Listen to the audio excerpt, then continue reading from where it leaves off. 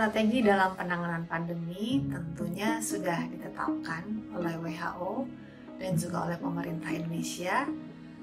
Di antaranya adalah 3T ya, trace, test, dan treatment ya. Selain itu tentunya penting sekali menjaga protokol kesehatan oleh masyarakat yang kita sebut sebagai 5M, dan salah satu strategi lainnya adalah vaksinasi ya. Jadi vaksinasi adalah salah satu strategi yang paling efisien di dalam penanganan penyakit infeksi. Kalau kita tahu sejarahnya, sejak tahun 1979 sudah ada eradikasi penyakit yang disebut sebagai smallpox ya.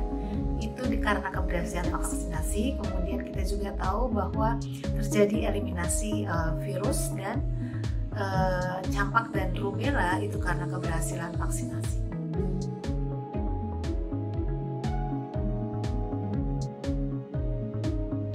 Sebelum vaksinasi itu diberikan secara massal, tentunya syarat yang pertama, vaksin itu telah mendapatkan izin dari Badan POM ya, atau izin dari WHO yang kita sebut sebagai Emergency Use Authorization atau EUA.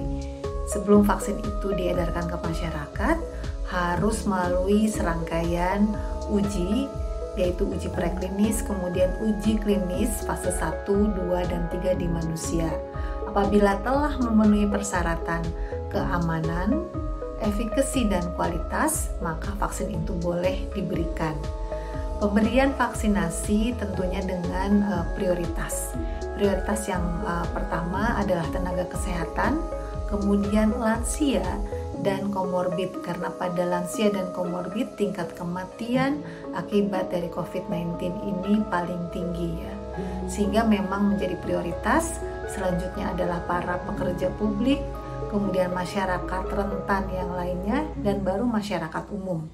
Nah, ini penting sekali kita berpartisipasi dalam vaksinasi ini agar tercapai herd immunity.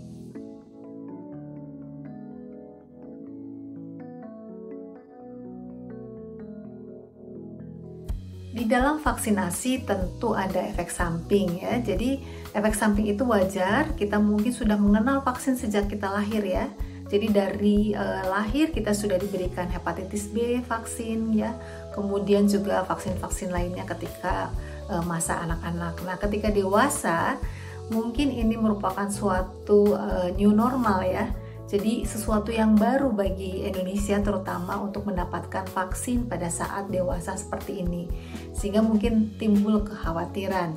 Nah, efek samping kalau kita lihat dari uji klinis, misalnya untuk vaksin Sinovac yang beredar di Indonesia, itu efek sampingnya ringan ya dan sedang. Dan memang persyaratan dari WHO itu efek samping dari atau adverse event dari vaksin itu tidak boleh berbahaya ya.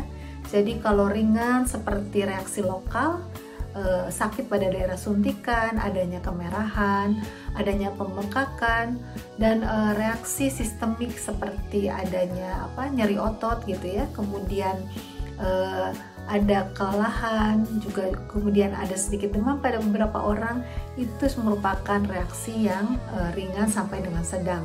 Di dalam 1-2 hari itu akan pulih kembali dan kita bisa beraktivitas seperti sedia kala.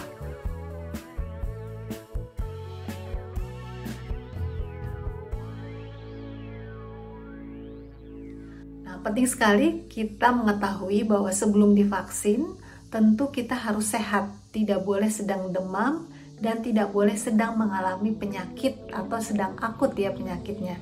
Jadi kalau orang yang sedang komorbidnya itu harus dalam keadaan terkontrol. Tentu ketika kita datang ke sentra vaksinasi akan ditanya riwayat kesehatannya, kemudian diperiksa kondisi kesehatannya, baru boleh divaksin. Dengan harapan efek samping dari vaksin ini dapat diminimalkan ya. Selain itu mungkin setelah divaksinasi apabila terjadi kelelahan misalkan ya, sebaiknya memang beristirahat agar stamina segera pulih.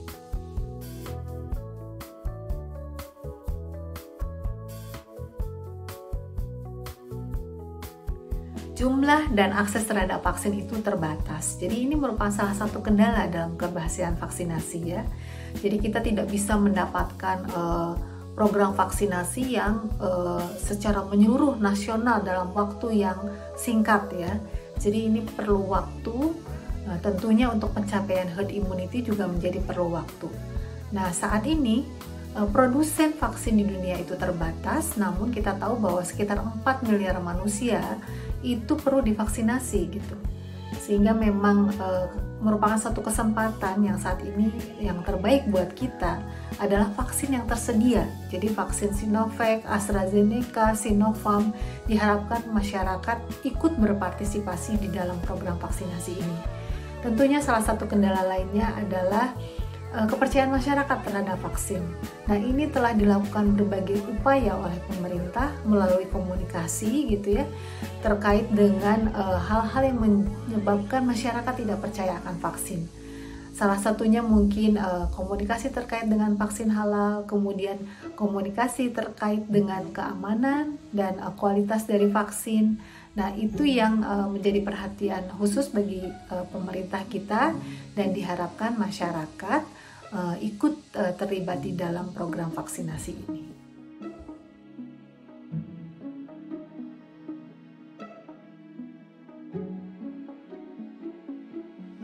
Tentunya kita harus punya strategi terhadap kemandirian vaksin ya. Jadi dalam kesiapsiagaan kita terhadap pandemi di masa yang akan datang, Indonesia itu harus memiliki strategi dalam pengembangan dan produksi vaksin di dalam negeri. Oleh karena itu Kemenristek BRIN dan bekerja sama dengan tentunya perguruan tinggi, lembaga penelitian dan industri melakukan konsorsium penelitian pengembangan vaksin merah putih ya. Jadi ada 7 lembaga yang terlibat gitu ya. Ada Eijkman, UI, UNER, ITB, UGM, kemudian LIPI dan juga UNPAD yang terlibat dalam penelitian pengembangan vaksin mulai dari hulu, yaitu dari pembuatan seed-nya. Nah, apabila seed-nya itu telah memenuhi persyaratan industri, seed itu kemudian akan diserahkan ke industri, contohnya kepada Bio Farma, untuk kemudian dikembangkan lebih lanjut ya. Jadi harus melalui serangkaian uji tadi preklinis dan uji klinis di manusia untuk kemudian bisa diproduksi secara massal dan diberikan kepada masyarakat. Nah saat ini vaksin merah putih misalnya untuk yang seed dari Eijkman sedang dalam optimasi di industri, dalam hal ini di Bio Farma, agar menghasilkan vaksin yang memenuhi persyaratan. Nah untuk vaksin UNER sedang posisinya dalam tahap preklinis dan akan bekerja sama dengan Biotis. Nah, untuk vaksin Nusantara tentunya berbeda strateginya dengan vaksin merah putih. Jadi vaksin Nusantara ini adalah termasuk personalized vaksin. Jadi vaksinnya itu dibuat dari darah kita sendiri gitu ya. Jadi partisipan akan diambil darahnya, kemudian diolah darahnya sehingga diperoleh satu sel imun yang kita sebut sebagai dendritic cell. Dendritic cell itu kemudian dikenalkan dengan antigen dari SARS-CoV-2 atau coronavirus. Kemudian dendritic cell-nya itu kemudian disuntikan kembali ya kepada tubuh partisipannya. Nah, ini menjadi vaksin. Nah, saat ini vaksin Nusantara itu sudah melewati uji klinis fase 1. Namun berdasarkan informasi dari Badan POM, untuk melewati uji klinis berikutnya harus memenuhi persyaratan CPOB atau cara pembuatan obat yang baik. Nah saat ini vaksin Nusantara masih dalam proses penelitian berbasis pelayanan yang dilakukan di RSPAD.